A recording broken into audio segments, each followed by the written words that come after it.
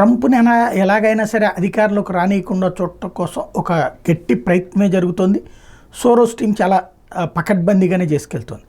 అయితే ఇక్కడ కమలా హ్యారిస్కి ఇస్తున్న హైప్ కృత్రిమమే అవుతుందా? ఎందుకంటే ట్రంప్కి మొన్న ఎలన్ మస్క్ చేసినటువంటి ఇంటర్వ్యూ సంబంధించినటువంటి వ్యూవర్షిప్ వివరాలు ఆల్రెడీ మనం 1 బిలియన్ అయిందని ఇంతకుముందే చెప్పుకున్నాం. అయితే ఇందులో 24 ఏళ్ల లోపు వాళ్ళు 7% మంది చూస్తే 25 నుంచి 34 వయసు వాళ్ళు 70% మంది చూశారు.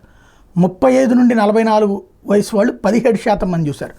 45 నుండి 54 సంవత్సరాల వయసు వాళ్ళు 4% మంది చూస్తే అబోవ్ 54 1% చూశారు. Female 46%, male 54%. ఇది టోటల్గా ట్విట్టర్లో ఆ ప్రోగ్రామ్కి సంబంధించినటువంటి వాచింగ్ డెమోగ్రాఫిక్స్ రిలీజ్ చేశారు. అయితే ఇక్కడే ప్రధానమైనటువంటి అంశం ఏంటంటే